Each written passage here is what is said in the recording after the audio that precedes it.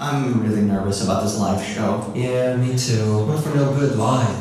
That's not what I mean. Well, what's bothering you? Was it all those threats I made saying if you screwed this up for me that I'd sell you to hardcore history? No, I'm fine with that. It's just, I'm really nervous about them seeing my dumb, ugly face. Aw, you're not plain looking. What'd you say? When they look at me, they're gonna see what I see. A fat white bag of recyclables with a coat on. Oh, stop it. No, I mean, look at me.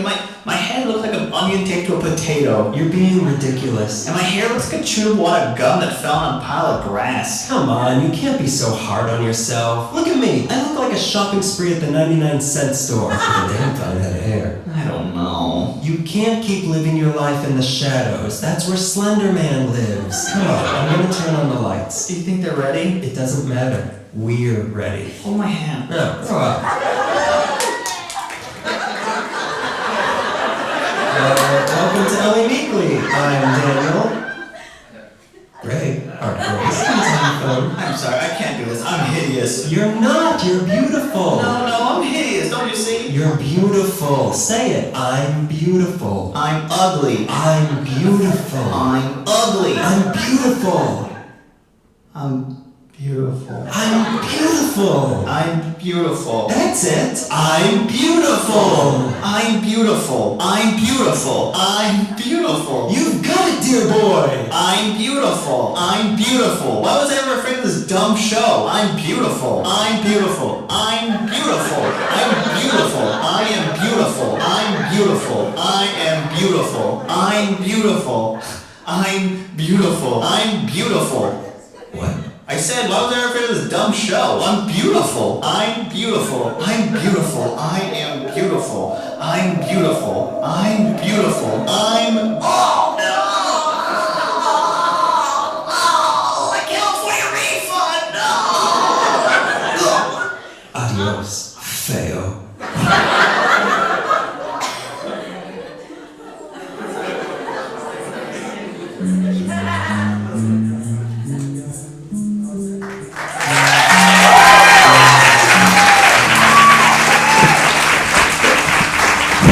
Hi, everybody. Hello. Welcome to the very first Allie Meekly Live here at the Comedy Central stage at the Hudson. We are recording episode 39 tonight. That's it. You're all in it. Guess what? You're all in it. You're not getting paid. All of your laughs and your hisses and your cries for help are all going to make the episode. The episode title tonight is going to be TiVo's Revenge, because we're going to make you sit through a lot of commercials that you can't switch through. You cannot skip these ads. A lot of the commercials that we're going to play tonight, you'd see in like the dead of night or 11 in the morning on a Tuesday. Like either way. Which to some people is the dead of night. If you're depressed, like we are. My favorite kind of commercials are daytime TV commercials, because if you watch them in a row, it's clear that advertisers don't know how to sell you that stuff, because they don't know why you're home that early in the day. They're like, what are you, old? Get Life Flirt. What are you, like a stay-at-home parent? Get this new kind of mop that we have. What are you, a high school dropout? Go back and get your GED. You could be a dental assistant. Would you break all the bones in your body? Go back and get insurance, you dummy. Like, why are you home? They can't figure it out. And I really like that about those commercials. So we're going to be showing those type of commercials. What else am I missing? So much, right? Charm, class, charisma. We're going to be talking about the people in those commercials. Who here is familiar with Michael's Furniture? Sadness and groans. If you're not familiar, your neighbor shop there too. Now you know it. It's easy to think that advertising doesn't affect you, but when me and my girlfriend moved in together, we needed to get a new table, and I knew instinctively that I needed one with less overhead, whatever that meant. And I knew that we had to go to Michael's Furniture, so that's where we went. And I don't know if you've been to Michael's Furniture, but it's deep in the valley. Like, it's in the part of the valley that people who hate the valley are thinking about when they say that they hate the valley. All of the valley. Get out. It's just like an overpass surrounded by porn warehouses, and the only green thing is what's growing out of the cracks in the pavement. Like that's the part of the valley. So we get there and we're walking in, and I start trembling at the idea that Michael might be in there, and that I'm gonna have to face him. And I tried to calm myself down, saying there's no way he's still working the showroom. Like, Michael must have advanced past that. Like, at a certain point, the Parker brothers were no longer gluing together Monopoly boards themselves. He must be in a back office somewhere. We don't know that. So we go in, I'm like sufficiently uncalm. We go in, there he is. First person we see, Michael. And he is coming straight at us. And I start panicking all over again. I don't know what to do. Do I get him to autograph the table we're about to buy? Would that qualify it as damaged goods? And if so, what would the discount be? And he comes up to us, and he looks terrible. Like, he has not handled the fame of these commercials very well, and it has aged him beyond his years. He's not even pretending he has hair anymore. And on top of that, he sounds terrible also. Like, I don't know how many of you might get this reference, but he sounds like Super Dave Osborne. Who sounds like that? You want a table? Moral of the story, never meet your heroes. That's what it is. So we're going to be talking about 4 commercials in depth today and the people that made those commercials. But before we do that, we're going to show just a little refresher of some commercials you may be familiar with. So if we could play video clip 2, that would be great.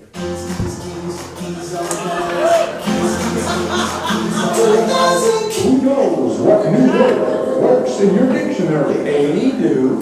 I know, BB. Any do.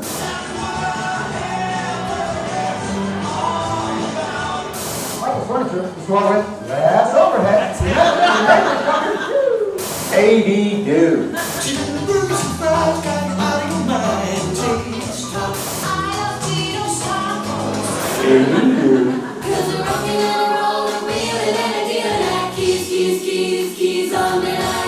Hablamos español.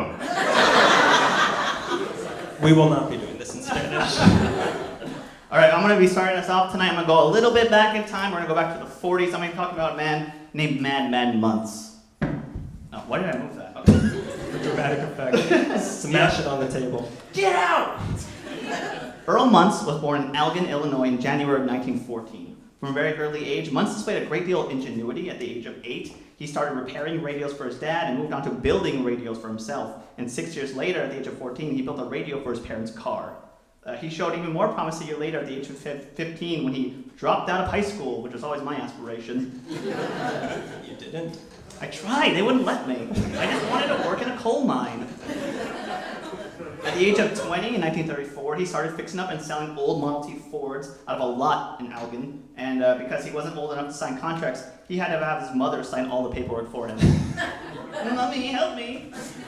8 years later, after hearing that automobiles are selling in California for much higher profits, he moved to Los Angeles. Muntz had 2 car lots going. One was in downtown on 11th and Fig, and the other one's in Glendale. I can't really figure out where. Because of the war, one of the wars, the one that happened in the 40s, selling used cars was very lucrative. U.S. car makers started making more war-oriented vehicles like Jeeps, and with that, there was shortage of new cars coming out. Used car dealers were having their day, and thus the used car game became very competitive. Also, a factor was wartime gas rationing, which meant people were selling their cars and Muntz was picking them real cheap. One of the slogans Muntz used was, "Walk-in is good for you, sell your car to Muntz." Nice try.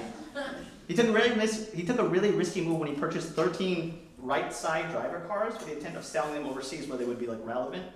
This was blocked by the government because of exports were being affected by the war, but a local newspaper ran a story about his problem and got enough attention that Muntz was able to sell the cars. This was an important lesson in Muntz's life. Attention sells stuff.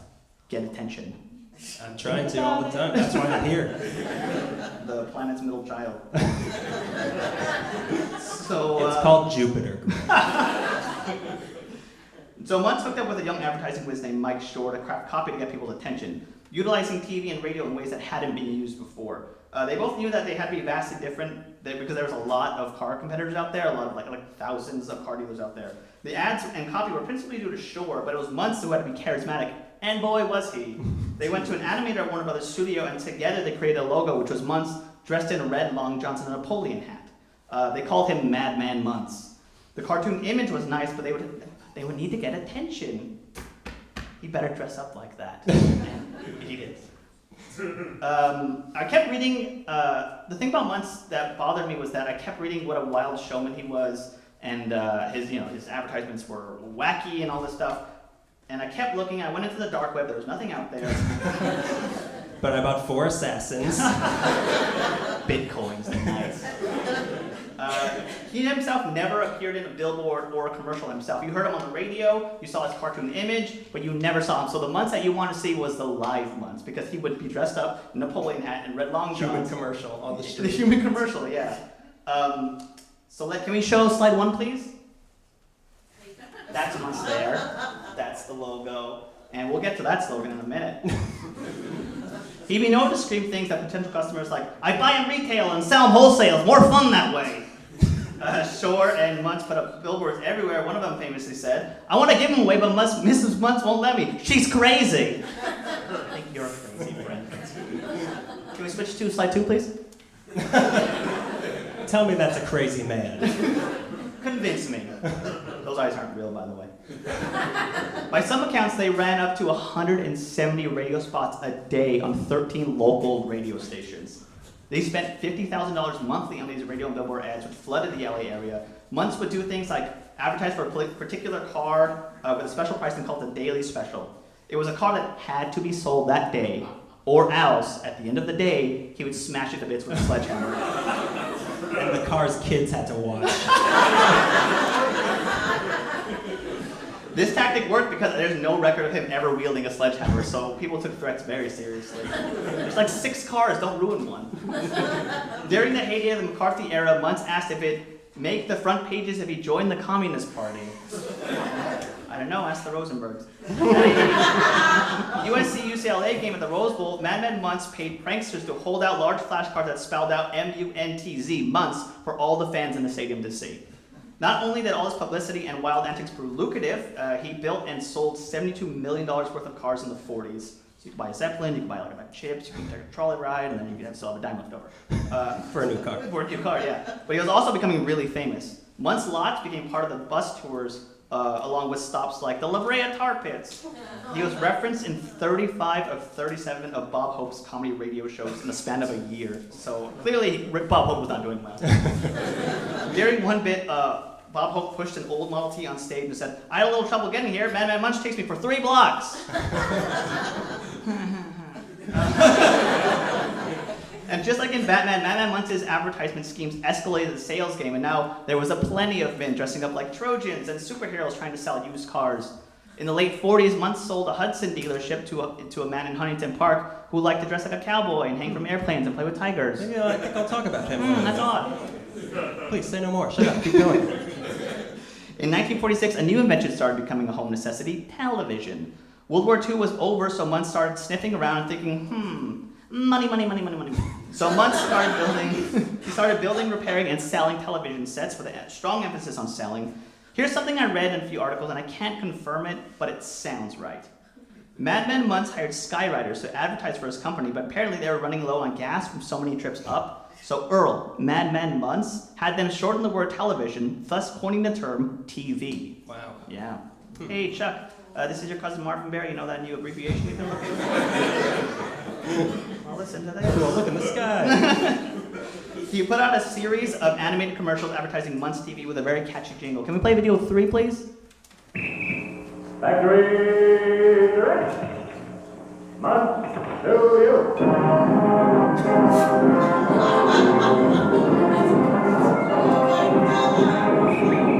No dealer. No direct. Crosses lower. No waiting. No delay. Better, safer, swifter service. Because it's factory direct.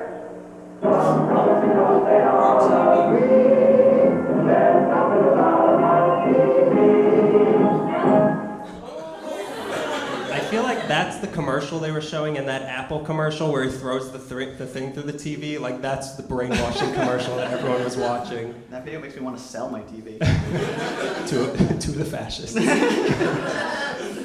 So Muntz TVs were made cheap, but they functioned, and they came out in a time where it didn't have much competition. He was manufacturing and selling 5,000 television sets a month.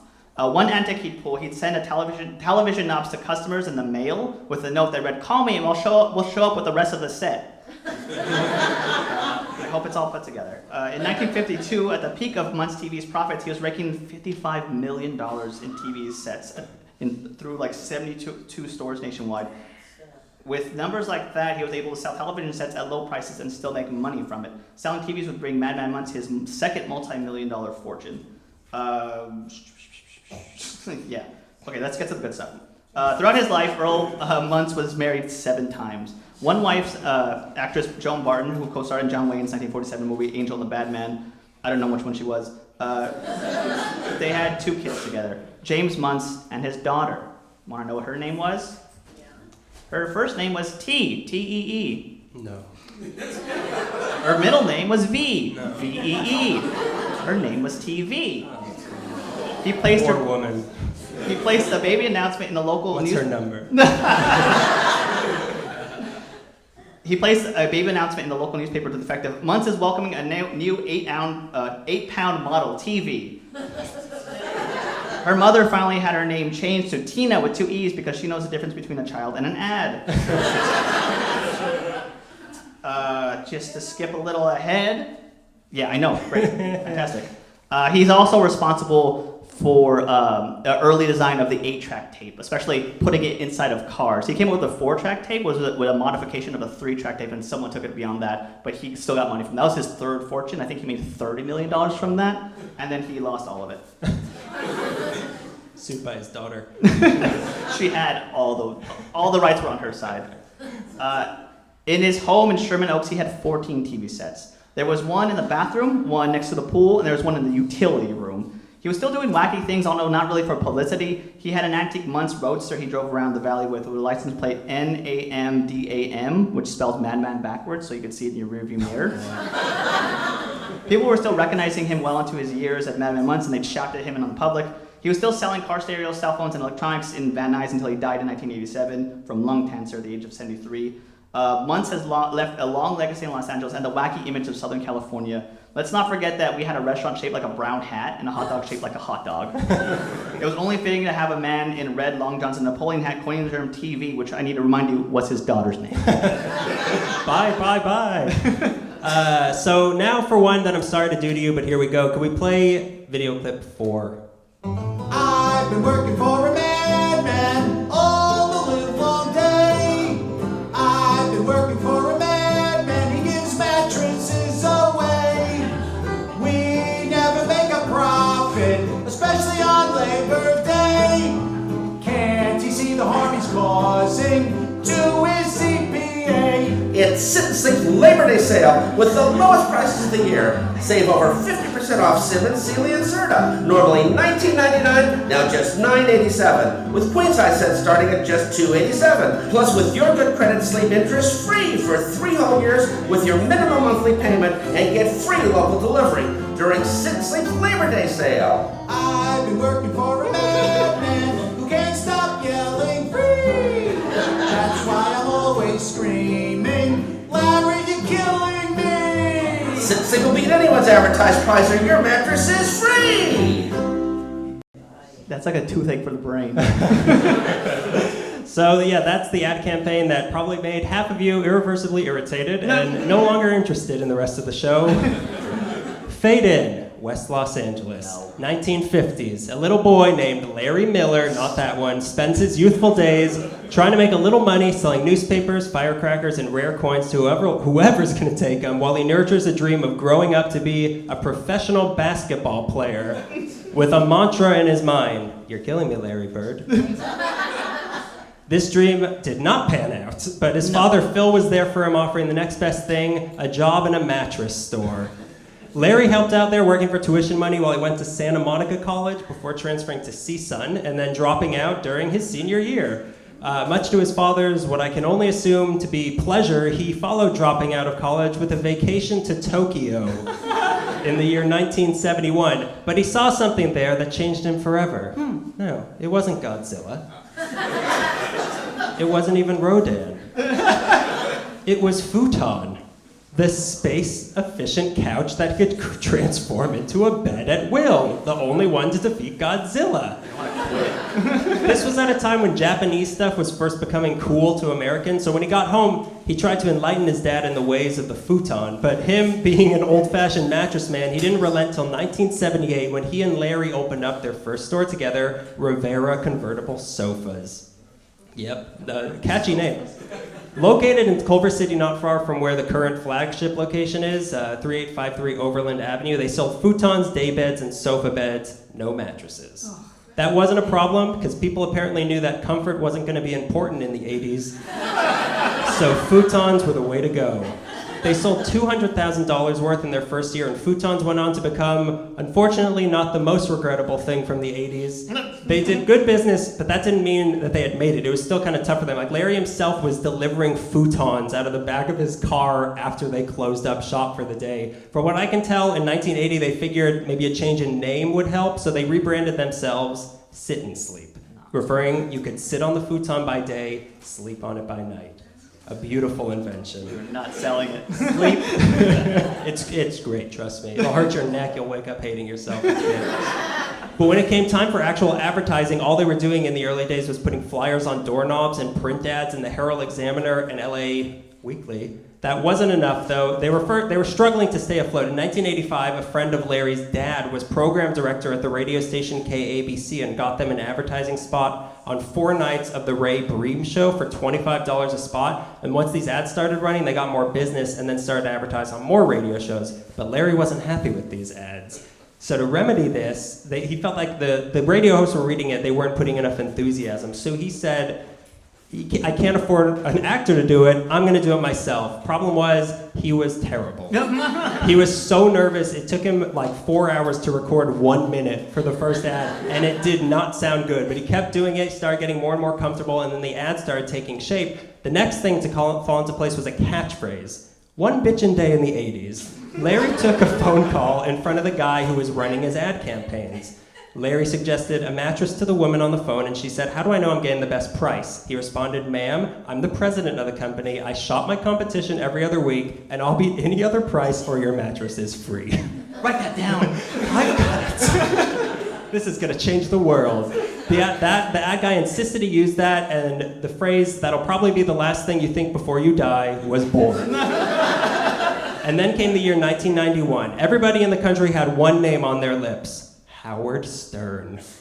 In LA, Howard Stern's ex-wives are all here. In Take LA, my lips, please. Stern was broadcasting in LA on KLSX 97.1, and an ad guy from that station came to Larry asking him to advertise on the Howard Stern show. Larry hadn't heard of Stern, so he listened to him and he said, "This cat's dirtier than crap." So he told him no, and then he told him no 9 more times, and then the guy came back and he told him an 11th time no, and then the guy left, and then he came back into the store crying because his car got broken into outside, and Larry felt so bad for him he agreed to advertise on it, where Howard Stern ended up doing live reads and personally endorsing the store, which ended up growing business by 50%, and by the end of 1992 they actually started making a good profit.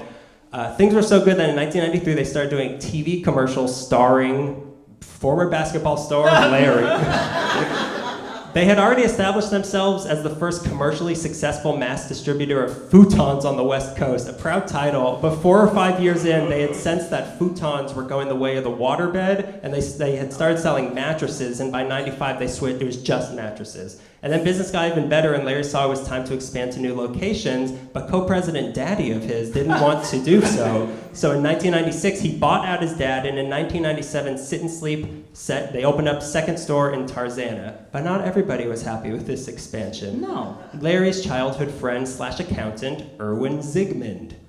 Erwin would call Larry begging him not to open another store or do any more free giveaways because it was too much of a financial stress. Larry was annoyed by his accountant nagging him all the time, but it was another ad guy by the name of Kerry Sachs who saw that this dynamic between the two of them might make for a good commercial. So Sachs picked an ad between Larry and his accountant named Murray. Larry said, "No, we're not calling him Murray, we're calling him Erwin," because he was so annoyed with the accountant, he wanted to make it clear who they were making fun of. So Sachs himself decided he would play Irwin, who apparently looks exactly like you'd think he would. And the focus of these new ads would combine the old catchphrase with a new one that Irwin would actually say to Larry in his panicked phone calls, "You're killing me, Larry." So that's how they would advertise. Then the recession hit in 2008, and Sit and Sleep got hit hard because new mattresses were luxury items that could wait. Everyone was sleeping on dirt and potatoes. So it was a tough time. I was in high school. So to convince people that they needed new mattresses, in 2009 they rolled out a new ad campaign focusing on the health aspects of replacing your mattress, stressing that in 8 years a mattress will double in weight from the buildup of sweat and dust mite feces. Fake news. Science. Prove it. The new catchphrase became "replace every 8," and this grossed out everybody enough for the business to bounce back. Today they have 38 locations around California.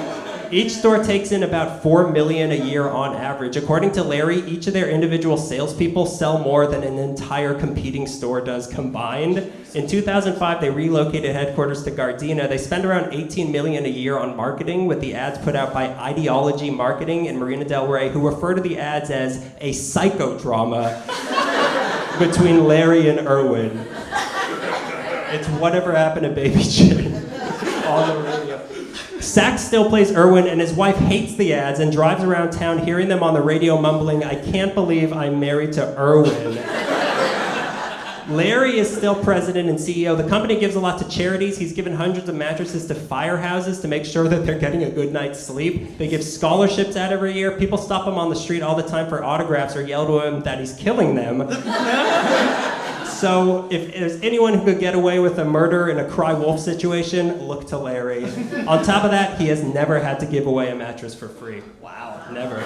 Some reputation there. A murderer. So we're about halfway through there. Before we go to the next commercial, we'd like to take a moment to plug our very first sponsor for LA Meekly. It's very exciting. We're happy that we can be doing this for the first time on our first live show, so here we go. Hey, Greg. Yeah, Dennis? Oh, wait. No. The world can be a complicated place sometimes. Not for me. Often I'll find myself in a social situation not sure whether to laugh or cry. And sometimes, even after the fact, I'll find myself wondering, was my reaction appropriate? Well, wonder no more. Setup Solutions is here for you. Setup Solutions is a subscription service that walks you through life's awkward situations and helps you answer the question, is this funny? For example, a garbage man attempts to throw a bag of garbage into his truck. Meanwhile, the bag had other plans, and in midair, the bag opens up and rains righteous garbage down upon him. Is this funny?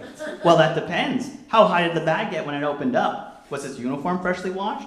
When his son was there telling him how proud he was of his father, and he started telling his son that he loved him, how much trash fell in his mouth? Is this funny? Ha ha. It's Thanksgiving. You've just come home from your first year of college, and your family couldn't be prouder. You figure now's a good time as ever to come out as gay. Your mother accepts it, but your father has said just about the worst thing you've ever heard. After saying what he claims to be the last words he ever says to you, he sits back down. What's that sound? He sat on a whoopee cushion. Is this funny? Did everybody hear it? How wet was the whoopee? Was it enough for you to stop crying? After the sound was complete, did Grandma then shout out, "Dinner's ready"? Is this funny? Ha ha. A tree falls in the forest, but nobody's around to hear it. Is this funny? Depends. How much of what we don't know do we fabricate? Is reality all we are capable of understanding, or does reality exist beyond our experiences? Did it fall on a whoopee cushion? Is this funny? Ha ha. 1914. The Archduke transferred and is assassinated in Sarajevo, setting off a chain of events that leads to multiple world wars. Millions are killed, countless more injured. Nations are divided, and the ramifications are still felt around the world to this day. Is this funny? So if you're a fan of LA Meekly and obviously have trouble understanding what's funny, that's Setup Solutions. Tragedy plus time equals answers. Ha ha. That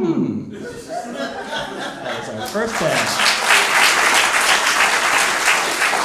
All right, we move on to the next one. This is a story of a humble immigrant's inspiring story of coming to America. Can we play video 5, please? We're giving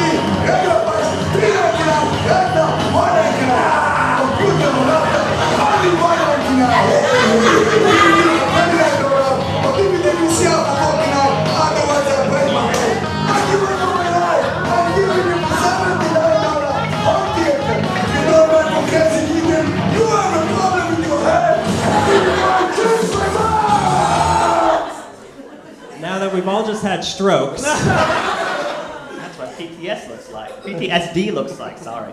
Gideon Coates was born in Tel Aviv, Israel in 1944. He studied electric motor engineering in England and briefly worked in Africa before being sent home in 1967 to fight in the Six-Day War. After the 6 days, can you believe it? After that, he returned to London, had a brief career managing a few nightclubs, living the life of what he described as a big playboy. Clearly. Yeah, he's got it down. You see the way he chews a camcorder? Imagine the possibilities. In the early 70s, he came to the United States. In 1972, Coates set up his electronics shop near 139th Street and Western in Gardena, an area between Hawthorne and Compton. He was... He slept on all those mattresses, by the way. Just testing them, chewing them, testing them. I'm crazy, I pee on mattresses. He was subletting a piece of floor space at the Cal Fed department store. This is where his first Crazy Gideon store was at. It was called Crazy Gideon's because his friend said he was crazy for choosing Gardena as a location of the electronics store, and the name stuck, because nobody buys electronics in Gardena. Come on, wake up. Typewriter town. As he started to learn the home electronics business, he saw an opportunity in a steady flow of returned items that are regularly sent back to manufacturers due to things like customer returns, company liquidations, overstock, and discontinued products. He'd buy those from companies, fix any problems with the merchandise, and then resell them as new or like new items at the store. This is what's referred to as the bargain basement business model, emphasis on bargain or basement. He soon expanded to several stores. There was apparently 2 in Hollywood, although I could only find the address for one. It was on Hollywood and Highland, where the gift shop is, where you and I keep buying those fake Oscars. If we buy enough, we'll get a real one. In 1991, Gideon decided to move business to downtown LA and set up a shop in a part of town that some would call him crazy for. The downtown Crazy Gideon's was in a very shady part of town, a section of town now referred to as the Arts District, near Little Tokyo. On the other side of Alameda, between 2nd and 3rd, I keep doing this with my hand, sorry. I need to map it out in my brain. By the river. Before you can go there and buy an $8 alligator hot dog, you can see the ingredients of most other hot dogs scurrying along the gutters. Space was affordable in that part of town. He set up a shop in a 44,000 square foot building at 830 Traction Avenue and became the Crazy Gideon headquarters. According to his son, Daniel Coates, Gideon bought the space with the mindset that if people bothered driving to this sketchy part of town, they wouldn't want to leave empty-handed. Business school. That's what you learn in business school. If you want to set up a burger stand, set up them in international waters, and then people will buy a burger. It's just the way it works. Gotta eat somewhere. They set up the building in a 1917. Let me start over. The building that it's set up in was from 1917. Was built in 1917. It was a former garment factory, and it looked like an abandoned factory or an empty produce market. It had a bare concrete floors and walls. All the signs in the store were handwritten on cardboard, and it was full of merchandise, like Sony big screen TVs, Panasonic camcorders, Technic stereo equipment. His business tactics started to improve. He built relationships with manufacturers and began claiming electronics that no one else wanted. They were happy to do business with someone who kept return inventory off their books, and Gideon was happy because it provided an unbeatable bottom line for him. So an electronics store would go out of business and want to sell all their products back to the company that made the products. Gideon would swoop in and buy all of those at a lower cost. And at some point, he built a good relationship with companies that they would start going to him first when they started when the product was discontinued. Gideon even became the primary agent on the West Coast for JVC's refurbished goods. Crazy Gideon's was like a salvage yard for home electronics. He sold returned and refurbished items, but with that, many of his merchandise was awkward, outdated, and dusty. But he still made money, he still got traffic. How? The commercials. So then the commercials started. They played at odd hours, really late at night or really early in the morning. I'd say like midnight to like 6 a.m. is when I caught a couple of them. Along with apparently, they would hire the CBS crew who was moonlighting to film all these commercials for them. For Crazy Gideon's, and emphasis on the crazy, by the way. Gideon screams and shouts things like, "If you don't buy from Crazy Gideon, there's a problem with your head," which I like a lot. Gideon was known to say, "I stock deep and I sell them cheap, and if you don't buy from me, you're crazy." As crazy as setting up an electronics store in Gardena. There's a commercial where a man dressed as a police officer and a lady dressed as a nurse try to drag Gideon, who's in a straitjacket, out of the store, and he shouts, "They say I'm crazy, they're crazy, it's my store." That was just news footage. Call the nurse. She's a real nurse. They're at the end of that commercial, they're trying to pull him and they both really fall over on top of me. Have you seen that one? Yep. It's hilarious.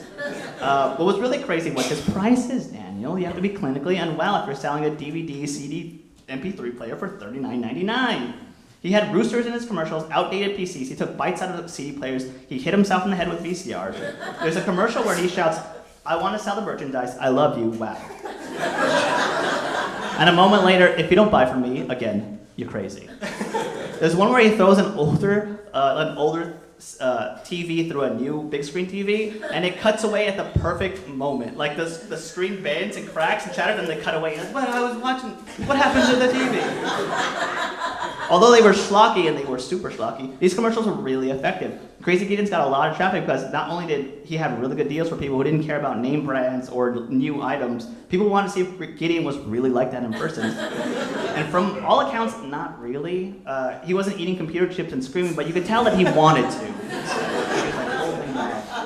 The commercials were really unforgettable. He became a local celebrity. Like going through different forums where people were talking about the commercials, and then they all the conversations led to like, "Oh yeah, I saw him here, and I saw him here." Like they were really excited to see Gideon places. He's like a celebrity. One of the people who was working on the crew was like, "Yeah, I saw him around." Not screaming, sadly. Everyone wanted him to be screaming. In the store itself, you can see pictures of Gideon with like Mayor Villaraigosa, Sheriff Lee Baca, Larry King.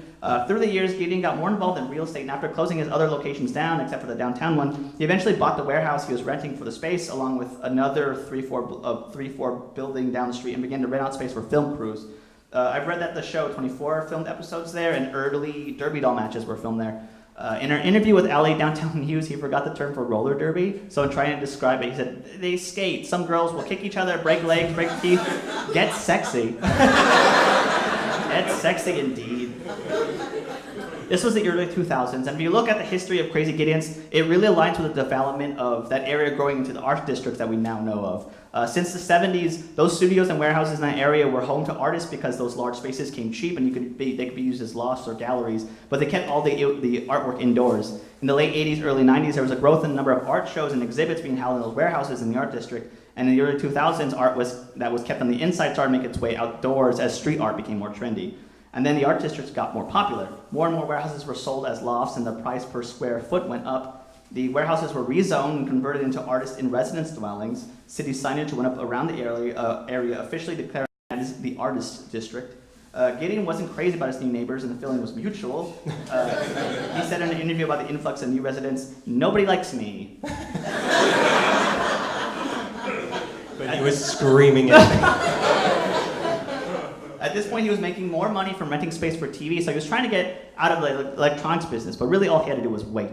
In 2009, with the change not only in the community, but with technology, it became really hard for Crazy Gideon to keep up, so he closed up shop. Gideon had to auction off the rest of his shoddy products from his warehouse, which probably all went for like $2 or something.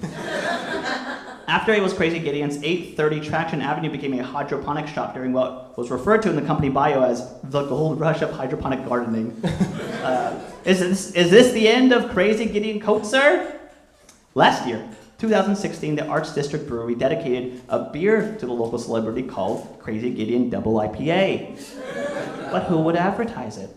How could the Art District Brewing Company inform the masses? Can I play video 6, please? Crazy Gideon is an artistic boy. Artistic boy is the place for a good beer. You know why? Because I'm crazy! You don't like beer here, you don't know what it tastes like, not a good beer. Don't choose the wrong beer, only Crazy Gideon beer. Because I'm crazy! Gideon beer. Don't drive and get drunk. Just drive and enjoy life. Because I'm crazy!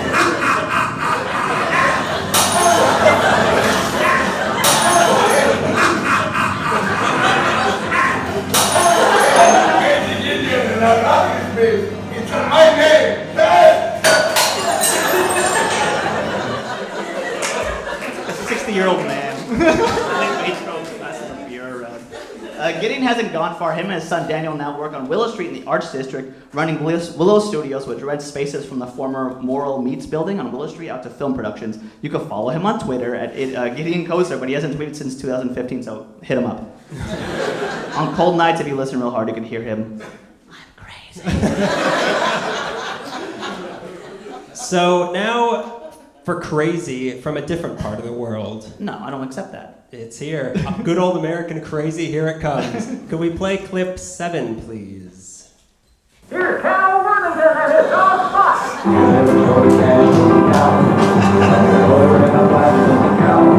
Let down Cayman heel range. Get the kids they try to get. Mostly cow, mostly cow, mostly cow. You know, there's a brand new way to own a new Ford car truck. It's called the lease purchase plan. This is the best way to buy a new Ford car truck, the lease purchase. It's simple. You lease for no money down, low payments. At the end of the lease, you pay a small residual balance. You own it. Look here, a brand new 85 Thunderbird. The best buy in town. A brand new 85 T-Bird, $89.95. We'll lease it. No money down, $164 a month. A brand new Mustang, $69.95. We'll lease it.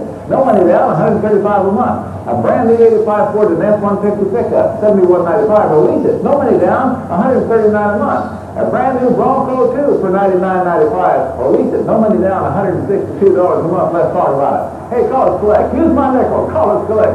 Call Worthington Ford, Federal Way, the only way. Worthington Ford, Federal Way, open to midnight every day. Sounds like Boomhauer. I know. I hope you all heard that word for word. So reach for your wallet. There's a sale in my boot. Something Cal Worthington probably never said, but I dare you to prove that he didn't. Calvin Coolidge Worthington was born November 27, 1920 in a town that no longer exists called Bly, Oklahoma. He did not have an easy childhood, and his family was so poor he and his 8 siblings wore clothes made out of flour sacks. And then the Dust Bowl hit. His dad, Benjamin Franklin Worthington,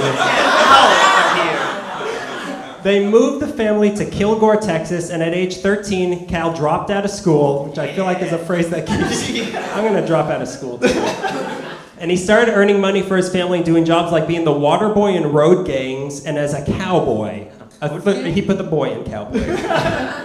At age 15, he then joined the Civilian Conservation Corps, where he blazed trails in Rocky Mountain National Park. So his life went from awful as a kid to really hard as a teenager. And then World War II hit.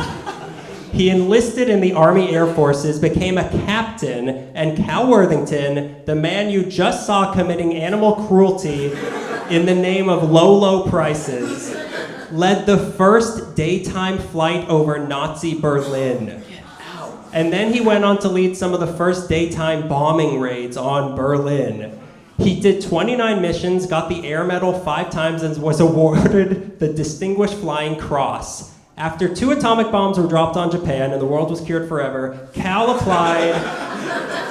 He applied to be a pilot for a commercial airline, but was denied for not having a college degree. So in 1945, he wanted to buy a gas station in Corpus Christi, Texas, but he didn't have the money. But he did have an old car, so he decided to sell it to get the money. It took him 30 minutes to do that. By 1947, his gas business had failed, but he remembered that he was really good at selling his cars. So he started selling cars out of an empty lot, and he called this business Dependable Used Cars. I bombed the nuts. I imagine he had his helmet and then the cowboy hat on top of it. It was the end of Dr. Strangelove. Within a few weeks, he had already sold 5 cars, but still, business wasn't great, so he sold that dealership in 1948 to buy a load of welding rods from the war surplus in Hawaii. I have no idea what he planned to do with a bunch of welding rods, but he hedged everything on them, and to save money, he drove to LA to pick them up rather than ship them to Texas. Problem was, there was a longshoreman strike, so the rods got stuck somewhere along the way, and then when they finally arrived, they were too damaged to use. And now Cal had no money and was stuck in Los Angeles. A nightmare for a Texan. He finally managed to sell them after 2 years, and in 1950 he went back to car dealing and bought a car dealership for $2,600 called Hudson Motor Car in Huntington Park on Slauson, which was an area where a lot of Okies and Texans settled after the war. The man he bought the dealership from? A Mr. Muntz. Madman Muntz. Never heard of him. I don't know. Let's rewind the tape. However, Huntington Park wasn't exactly the best area to be selling cars from, so he needed something to draw attention to him. And to a guy like Cal, that could only mean one thing: country and western music. In 1959, he debuted Cal's Corral, which aired Saturday nights on either KCOP or KTLA on TV and then AM 1110 on the radio. It was a 3-hour musical variety show hosted by Sammy Masters and featured musicians like Buck Owens, Glenn Campbell, Jerry Lee Lewis, and Johnny Cash. Meanwhile, Cal himself started doing actual TV ads, but he broke away from the style that most commercials followed at the time, being like straightforward, hard sells, like Crazy Gideon. And instead he started doing things that were less serious and more fun. So instead of berating you to buy a car, he'd instead be standing on his head on the hood of a car, or standing upright strapped to an airplane mid-flight, all wearing a white Stetson hat. What Madman Months kind of did for crazy radio ads, Cal Worthington, or he ushered in this new crazy era of TV ads. He was also apparently the first guy to show individual cars for sale in a commercial. Like he was like, hey, look, as you heard, and it all worked. He started doing this at a time when advertising on TV was shifting from being a whole show sponsored by one product to commercials like what we have now. And Cal was taking advantage by buying up long commercial slots in the cheapest times, like during midnight movies and kids shows and Twilight Zone reruns. And TV itself was also getting huge. In 1947, there were only 400 TVs in LA. By 1967, there were 6 million TVs in LA. And they were all in my house. Not just that, this was also the right time when owning a car in LA became the most important thing in the world. So Cal struck it just like perfect timing. By 1972, broadcasting Cal's Corral was too expensive, so he focused exclusively on commercials, but he was still being beaten out by his competition with guys like Fletcher Jones and Chick Lambert working for Ralph Williams and Encino. What did they have that Cal didn't? Dogs. Fletcher Jones would be holding a puppy in his commercial saying he'd give you this puppy if you bought a car. Lambert was always with a German Shepherd named Storm, which scary. Brought back memories for Cal from the war. So to make fun of these guys, in 1971, Cal released a commercial that started out with a voice yelling, "Here's Cal Worthington and his dog Spot." Then it showed Cal saying, "Howdy, I'm Cal Worthington, and this is my dog Spot. I found this little fella down at the pound, and he's so full of love." Then it revealed Spot to be a gorilla chained to the bumper of a car. And he said, "Speak, Spot," and the gorilla started screaming. That's a crime pop film. All of this. At the end of the ad, he said, "I can beat or match any deal that guy in the valley can offer you. What's more, my dog can lick his dog." People loved it, business tripled, and they went on to make a movie about the aftermath of this commercial called King Kong. The concept of the ads was that Cal was dumb and really thought Spot was a dog, but in each commercial it was just a different exotic animal. That's how I pronounce it. He got them from Hollywood animal wranglers. He rode a hippo. He drove a tiger around in a golf cart. He had a chimpanzee in roller skates. He had a bear in roller skates who almost mauled him. He rode Shamu, who mauled his trainer after the ad was over. He attacked the bear. He'd carry around a notepad that he'd write down commercial ideas in. The commercials were huge, but there was still one thing missing. So Sammy Masters wrote a 26-stanza song to the tune of "If You're Happy and You Know It," with the chorus being "Go See Cal." And there you go, the song that'll haunt your ride home tonight. Interesting side note, Cal Worthington built one of the first electronic advertising signs off the 405 going south. He convinced the city council to let him do it, telling them that his dog Spot would be very disappointed if they said no, which can only be seen as a threat. Cal wasn't just advertising cars, he was advertising himself, and he became a sensation. He was referred to as the friend of every insomniac in Southern California. The TV Bureau of Advertising called him probably the best-known car dealer pitchman in TV history. He was on The Tonight Show, he was in movies, TV shows. Ted Danson's character in Made in America is based on him. Soupy Sales made fun of him. He was mentioned in the book Inherent Vice. Charles Bukowski mentioned him in some writings. Frank Zappa sang about him. Graffitied on the walls at the Masked Punk Club was, "Cal Worthington was here. He's a commie." He was described as a cross between Dale Carnegie and Slim Pickens. The ads made by his personal agency, Spot Advertising, were everywhere. The Spot ads ended in the mid-'80s, but by the late 80s, they were still spending $500,000 a month on ads. As many as 100 were shown in a day. One KTLA broadcast from one night in 1984 had 47 total minutes of Cal Worthington. Not 47, 7. Not as impressive.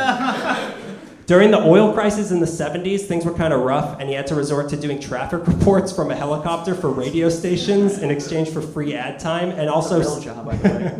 he was also selling motorized pogo sticks for extra cash. But overall, he was doing okay. He expanded into selling Lincolns, Mercury, Mercedes-Benz's, Jeeps, Mitsubishis, Chevys. He became the top Dodge retailer in the U.S., and in 1974, he opened up his flagship Worthington Ford in Long Beach at 2950 Bellflower Boulevard. At his height, he had 29 dealerships between Houston and Anchorage, Alaska, selling $200 to $300 million worth of cars a year, was spending $12 million a year to run 50,000 commercials. He claimed to have sold 1 million cars in his career. He seemed like a good boss. He'd often keep one of the tigers in his office to scare off customers who tried to barge in and complain. But there were more than just complaints. In 1978 and 79, he was sued by California for deceptive advertising. Both cases were settled, claiming there wasn't time for disclaimers in his commercials. He was also investigated for rolling back speedometers. His dad owned all the cars, and he didn't want to make him think he was driving. And for bait and switching people, he used to promise to eat a bug if anyone could find lower prices. Someone did and came in and tried to make him eat a bug, but he refused, so he sued him for that. He was married and divorced 4 times, once to a singer from Iceland, but not the one you're thinking of. There surprisingly is more than one. In his later years, he was still doing as many as 4 ads a day via green screen in the studio at his Big W Ranch in Orland, California, that he bought from Bing Crosby, where he would spend most of his time. Cal never owned a car. He never owned a car. It was just motorized Pogo sticks all the way. He would just borrow them from the lot when he needed one, and he didn't even like selling cars. He wanted to fly. He always wanted to fly. He seemed to really want to stop selling cars, but he was too successful to stop. He'd say that every person is better at one thing than everyone else in the world, but few of us ever discover that one thing. His one thing was selling cars. He wished it was flying. Wow. He was still flying. That's all. Go to college. He was still flying at age 92, just 10 days before September 8th, 2013, when he died during halftime watching football with his family. As great of a performer and showman Cal Worthington was, still ranks as one of the worst halftime shows of all time. Can we play video clip 8 now? Here's Cal Worthington and his dog Spot. If you need a better car, go see Cal. For the best in my car, go see Cal. If you want your new though, if you want to say some dough, go see Cal, go see Cal, go see Cal. Any model, anything, go see Cal. Give your pocketbook a break. Go see Cal. Save some money, save some time, save a nickel, save a dime, lower prices every time, go see Cal. For your lobbies on the link, go see Cal. Maybe later than you think. Go see Cal. 1,000 cars from which to choose, go see Cal, go see Cal, go see Cal. Lowest payments in this town, go see Cal. For the lowest money down, go see Cal. It's a giant supermarket. Save a lot of your car. Bring the people with a heart. Go see Cal. If you're late at short stand, go see Cal. All right, that is our show. Thank you all so much for coming. It was really great. We had fun. Listen to our podcast release still, because we're going to have the story of Larry H. Parker on it, which we didn't have time for here tonight. And the month's Jet, which I had to leave out. Special thanks to the crew here at the Comedy Central thank stage. you. Paul Stein for arranging this whole thing to be set up. That was great. Chris Crittenden and Cindy Arvina for helping out with the lobby music. And thank you all for coming out. That was really nice of you to show up. And that has been yet another episode of LA Meekly, making our fans struggle to find parking since 2013. Thank you.